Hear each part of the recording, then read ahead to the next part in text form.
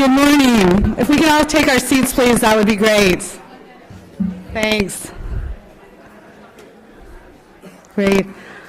On behalf of Shared Hope International, ECPAT-USA, and the Protection Project at Johns Hopkins University School of Advanced International Studies, I'd like to welcome you all to the National Colloquium, Shelter and Services Evaluation for Action. My name is Eliza Riak, and I am Director of Programs at Shared Hope International.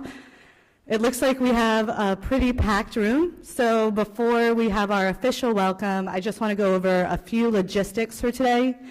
One, there is no food or beverages in this room, so we will have a break, 45 minutes for lunch, and there is a cafeteria here in the building.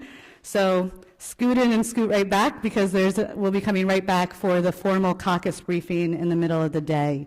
Also, pretty standard reminder, if everybody can be sure to silence their cell phones, we'd really appreciate that.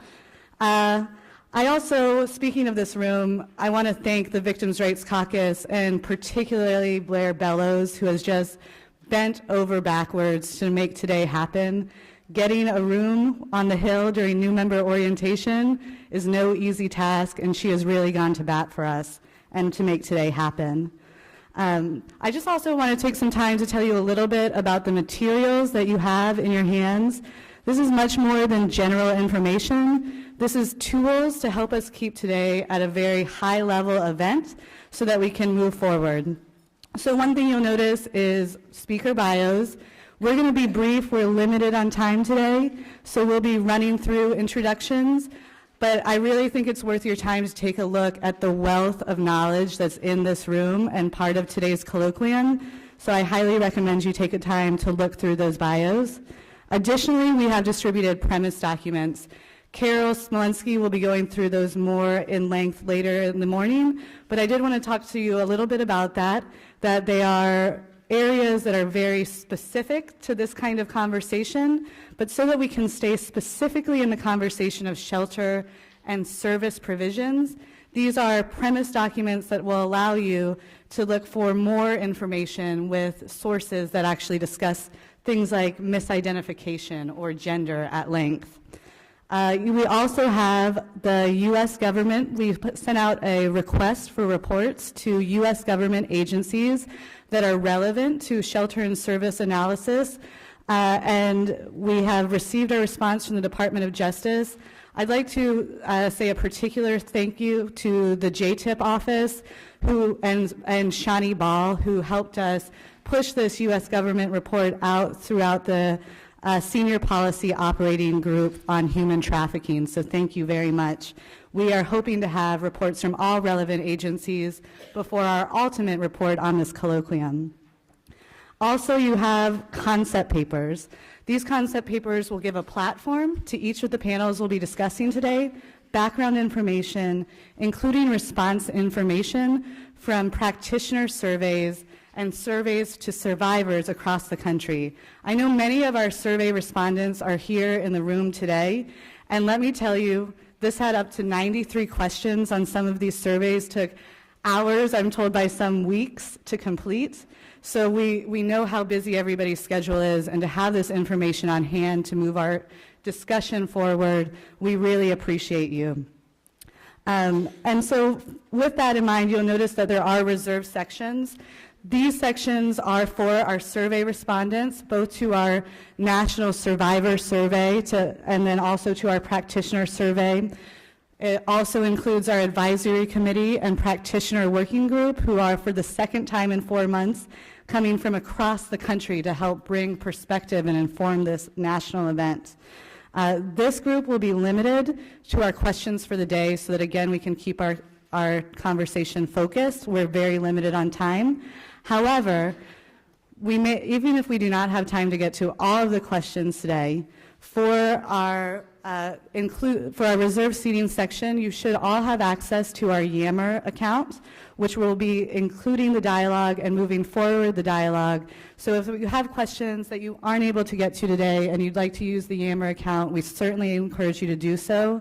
In addition to the full audience, you'll notice that this entire event is being webcasted live. And we also have a hashtag and for our Twitter account It is CQR 2012. Our communications director might correct me, but once we have that exact hashtag out, we certainly encourage you to push that out, tweet to your supporters so that we can have questions and dialogues continuing after the event. So again, the logistics of the day, and now for your formal introduction, I'd like to introduce a woman who is very familiar with this room in the halls of Congress, having represented the state of Washington here on the Hill until she founded Shared Hope International in 1998. So welcome, Shared Hope President and founder, Congresswoman Linda Smith.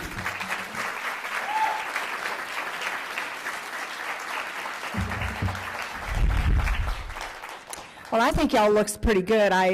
Last night I know the Survivors Network were all hanging out in a room, and some of them were up to 4 o'clock in the morning, and I looked, everybody cleaned up pretty good this morning. This is great. The law enforcement groups are all over at another place, and they're working on how to prosecute and investigate cases, and so there's another group we're working with, and they cleaned up pretty good too, because we were walking in the Capitol late last night, and they didn't want to leave. I finally thought it's time to go home and go to bed. I'm just getting too old for this, but no, this is just amazing. Thank you to each one of you. I was watching as each of the survivor leaders came in, a group of efforts that have started out of their passion and their experience, and this whole effort is not just, they always say the cliche of survivor informed. Now, I've had survivors say, you ask us afterwards what we thought of what you did. Not that kind of survivor informed. Well, everything we do has to really have an understanding of the heart of people that went through this horrific crime. Restoration, even more so, because how can some of us who haven't gone through it really understand what it's like to be inside of it? So in the room and through the process, we have survivors who have directed and informed this process. And a big percentage of you in the room have come really across country and spent a lot of your extra time you don't have on this. So I want to personally thank you this morning for that. I was just taken back to this movement and thinking through how many of you here I met over the last 14 years in this fight against trafficking, which became more defined to the fight against domestic minor trafficking. And there's a lot of you here. Before 2000, there was discussion about trafficking. We didn't even have a bill in the United States on trafficking. We didn't formally acknowledge it as a distinct crime, layered with many kinds of crimes within it against humanity. And it was only mid-2000s, some of you are going to correct me, that people started paying attention to the issue of domestic minor sex trafficking. And usually, if anybody talked about demand, that thing that is hurting the girls that we need to have healing from and restoration from, that often wasn't even there. And if it was the last panel of the last day when everybody left. It has changed, and you've made it all change. In 2003, we had the first event, and that was the Summit on Trafficking, where we acknowledged it as a country. The three actually partners in the room that were very, very key, and 2 partners, one of them was Salvation Army, and the leader was actually in the organization, Lisa Thompson, and she's still in the room. Now, why that's important is we never would have gotten to this day of a National Restoration Initiative, a colloquium, without them opening the door and staying in the room, even when the room looked more like a phone booth. But there was somebody working this issue before me quite a while. I'd been looking at the laws on trafficking around the world and started building a critical mass of knowledge at Johns Hopkins University that I have the honor to introduce first. He was also, as was the Protection Project at that point, his, I say co-conspirator Laura Lederer, they were also a part of the origin of starting to really look at trafficking. But by then, Dr. Mattar was the director of the Protection Project at Johns Hopkins School of International Studies, and probably from my knowledge, and it's always limited and challengeable, I think the greatest scholar on the laws around trafficking of individuals in the world. He was also a co-sponsor of the World Summit in 2003, and they are in the room. Specifically, Dr. Mattar is in the room. He has stayed engaged with this, led around the world, brought trafficking and the treatment of women into the Middle East, is sought after by as many people as he will, he only accepts certain ones. He travels all the time and has elevated the understanding of trafficking. And I'd like to introduce my friend and the scholar, Dr. Mattar.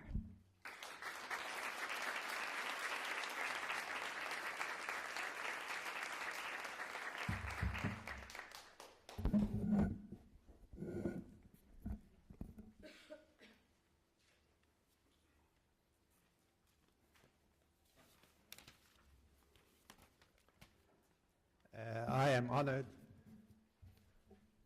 privileged, and pleased to be speaking to you this morning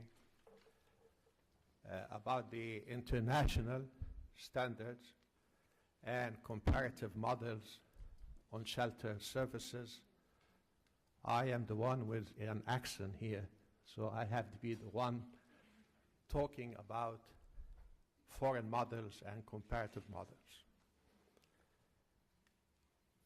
Focusing on shelter services available to child victims of commercial sexual exploitation. And when I mention commercial sexual exploitation of children, I want to remind you of the four evils of commercial sexual exploitation: child trafficking, child prostitution, child sex tourism, and child pornography. And I understand that our focus for the day is mostly on child trafficking. But allow me first to recognize the person behind the idea of this gathering. A distinguished leader, a committed advocate, and most of all, a good friend of the Protection Project. You can tell from her introduction. But she is also a very good friend of myself. Thank you, Linda, for these kind words. Congresswoman Linda Smith set for us an example of a good model of what she calls villages or homes of hopes. Villages or homes of hope in Fiji, in Nepal, in India, and in Jamaica. This is Linda's choice of words: villages or homes of hope. In other countries, we call them shelters. In some other countries, we call them care facilities. In some other countries, we call those crisis centers. And in some other countries, we call them safe houses, but I still like Linda's choice of words.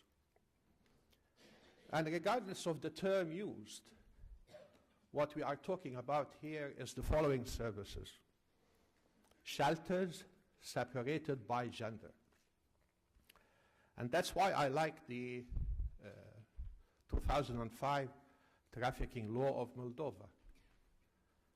Samantha Helia, I don't know if she's here, definitely she's here, but at the time she was not here. She was in Moldova, and she spent there 3 years, and that's why the law came out pretty good. And it talks about providing shelters for children and talks about this separation, which is really important. Also, when we talk about services, we mean shelters providing a child victim with food, clothing, medical care, and counseling. We also talk about shelters granting a victim, child victim, legal representation. And definitely, we also talk about shelters offering victim rehabilitation. These are what I call effective remedies for a child victim of trafficking. So what are the international standards? As you all know, although the United States did not ratify the CRC, but we're fine, because we did ratify the optional protocol to CRC on child prostitution, child pornography, and sale of children. And Article 6 of the optional protocol on child prostitution explicitly provide for full social integration, physical and psychological recovery of a child victim. These are the international standards. Although the US did not ratify the CRC, we're fine. We ratified the trafficking protocol. And under Article 6 of the United Nations Trafficking Protocol, it calls for providing victims of trafficking with appropriate housing, and it talks explicitly on the special needs of children. So we are doing okay. These are the international standards, and in the United States, I believe that the Trafficking Victims Protection Act that Congresswoman Linda Smith referred to is in compliance with these international standards. 108, in particular, set for us the minimum standards that foreign countries have to follow to be in compliance with the US law in the elimination of trafficking around the world. It provides for the following. Foreign countries must have measures that ensure that victims are not inappropriately incarcerated, fined, or otherwise penalized solely for unlawful acts as a direct result of being trafficked. This is what we call the principle of non-punishment. We want to make sure that we are not arresting our children, putting them behind bars. We want to bring them to us, put them in the appropriate shelters, and provide them with the appropriate care. And I think that's why, from the podium, I want to call upon Congress to pass the new reauthorization. We are all waiting for the new reauthorization. I was testifying before Congress on Wednesday on the issue of human trafficking. And Mr. Chairman McGovern asked me the question, Tom was there, why is the reauthorization really important? I said, to me, it's not about funding, although we need funding to move forward. But to me, the new authorization is about moving forward. It's about enhancing protections to our children. Every time you take a look at a new reauthorization, you're going to take a look at new measures designed to protect victims of trafficking, including our children. You see that in 2003, you see that in 2005, you see that in 2008. We want to see it now. So it's time to pass the new authorization. We need that. All this is good. However, in providing shelters for a victim of trafficking, especially child victims of trafficking around the world, there are challenges that we see in many countries. I'll be brief, because you told me to be brief. Yes, I follow because she was the first speaker. She tells me what to do and what not to do. So here are some of the challenges that I believe, think about. First is lack of funding. I don't know about the US and Linda's report.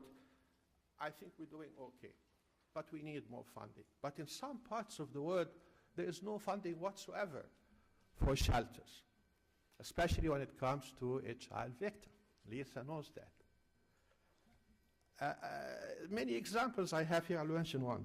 Paraguay, they had a shelter, and they ran out of money. At that time, they had 25 girls in the shelter. They had to kick them out. So they went back to their families, and some of them ended in the hands of those who exploited them in the first place.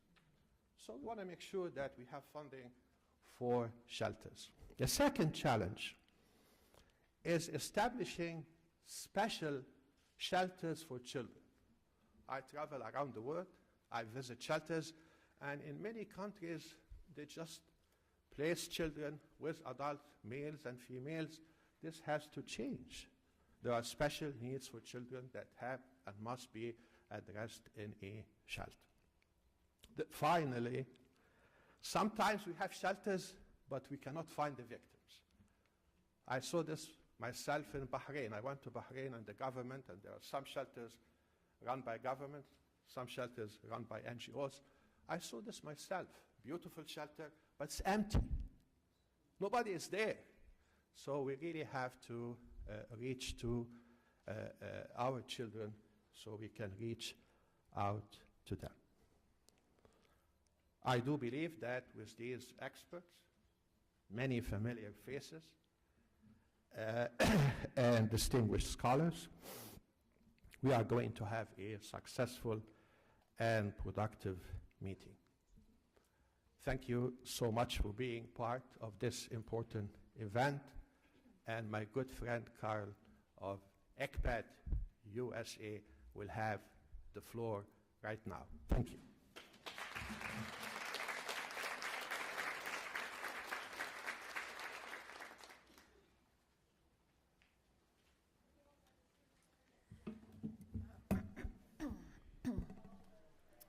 Good morning, everyone. I'm Carol Smolenski, the Executive Director of ECPAT-USA, and I thought there would be a screen with a PowerPoint put up here. Eliza or somebody? Eliza, the screen? Oh, I see. Okay. All right. Well, you know. Okay, yeah, I'm gonna go ahead and start. And frankly, I wanted to put these premises in context about how we got here, why we're here today, and you know, and how far we have come. You have a handout that has these 10 premises, these 10 statements of what we know and what our understanding is about the state of the field. So when I was asked to present the premises, I said to myself, oh, but it's going to be on the screen. They have it there. I'm not going to read to them. They know how to read. And so then I really thought that what it was important for me to do was to set this, these premises in context and this event in context. In 2006, our 3 organizations, ECPAT, the Protection Project at Johns Hopkins, and Shared Hope, sponsored a midterm review on the commercial sexual exploitation of children.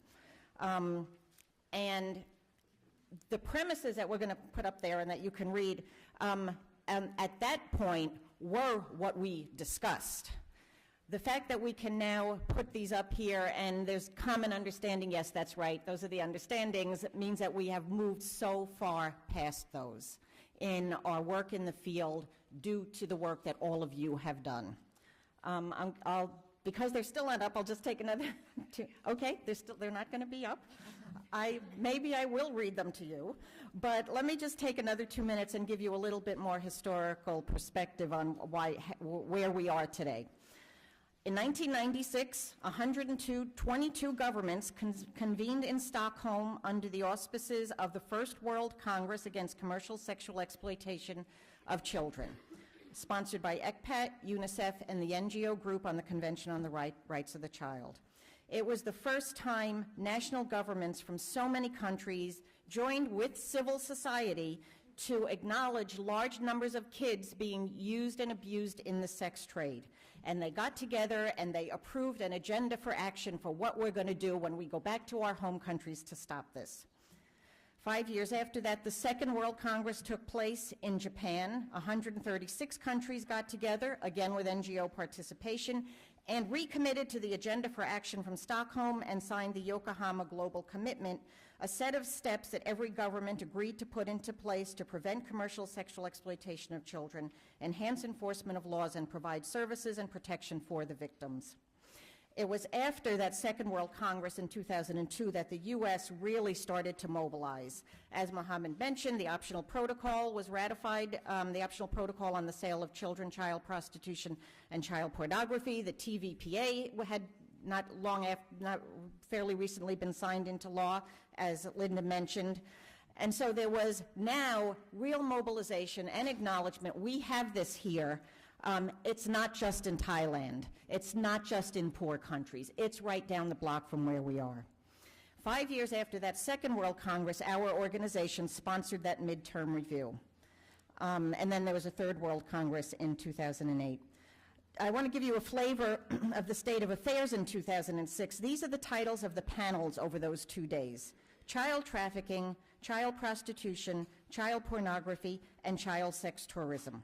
Each panel had 4 or 5 speakers representing governments, NGOs, and the private sector to present information on the topic. Now, you don't really get a feel for what happened with just the titles, but it was really just an overview. It was an impression about these issues. There was not a great deal of depth. But in planning for today's colloquium, when we were having discussions about the panels, and the topics, it became clear how far we have come since 2006. For one thing, there are a huge array of experts and people, most of whom are now here today, of course, who have this great depth of experience and knowledge, and who were possible to invite and to participate. We didn't have that great depth of field. We had a lot of listeners, but not a lot of speakers. And then the other thing I really realized as we're planning for today was that each topic that we have a panel on really could be a 2-day conference all by itself. And that it was really hard to hone down to an hour and a half, 2 hours, the discussion that was going to take place on each of the issues. And then the other little thing that happened as we were preparing today, which really makes me know and want to pass on to you what we all know about how complex this issue is people telling me or talking to me about what's going to happen at the colloquium and saying, oh, but are you going to talk about long-term housing? Are you going to talk about labor trafficking of children? Are you going to talk about this? Are you going to talk about that? So there's so many ways that this issue has tentacles that go out into the world, out into the child rights world, that, you know, even today with this great rich discussion that we're going to have still doesn't get to all the issues that are involved.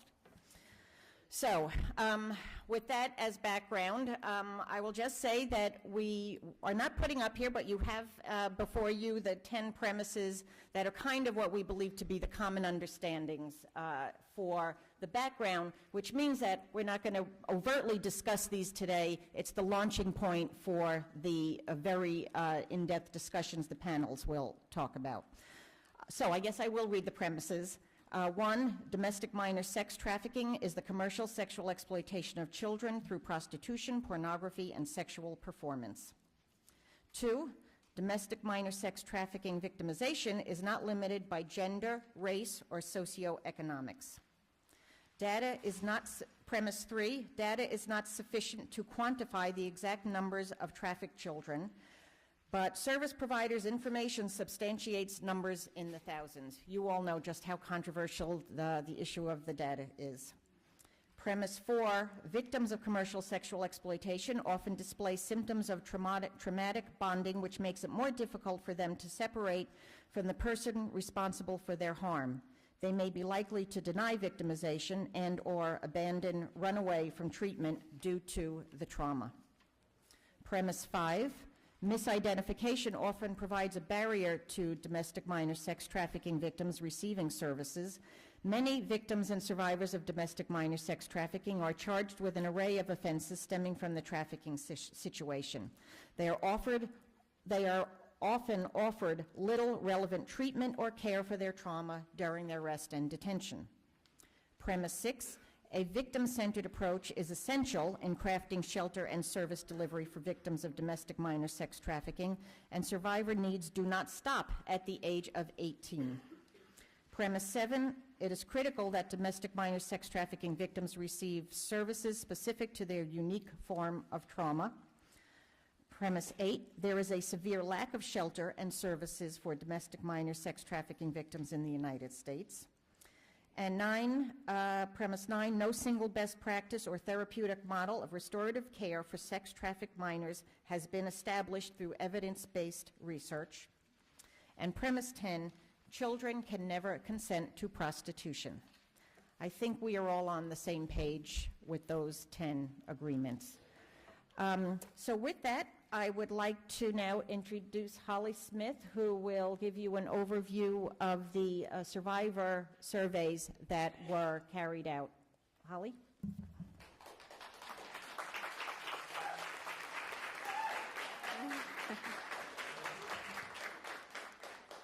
Thank you, Carol. Good morning, everybody. My name is Holly Smith, and I am a survivor of child sex trafficking. In 1992, I befriended a man at the mall, and the man told me that I was pretty enough to be a model, which I didn't believe, but it was nice to hear. At 14, I had really low self-esteem, and I was very vulnerable, and this man recognized that, and he exploited it. He told me things like he could help me become a rock star, he could introduce me to famous people in Hollywood, he could take me around the country, and I could see all these great places. After talking to him over the phone for about 2 weeks, it sounded like a really good idea to run away.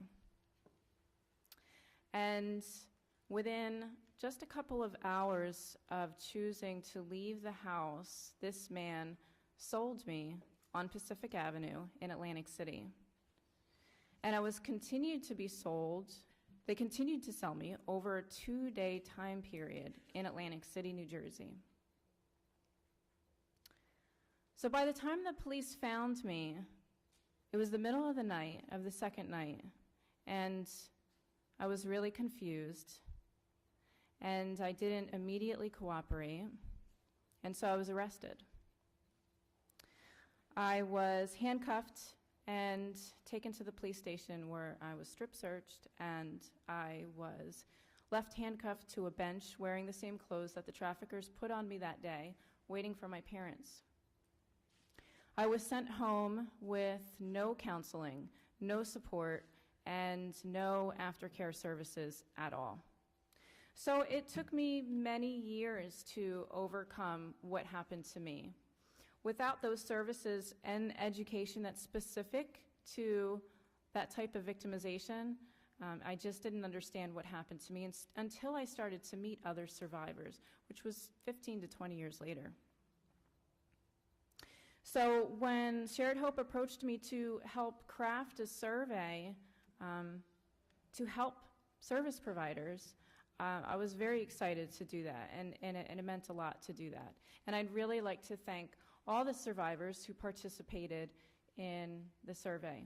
And I want to thank everyone who participated in crafting the provider survey and the survivor survey.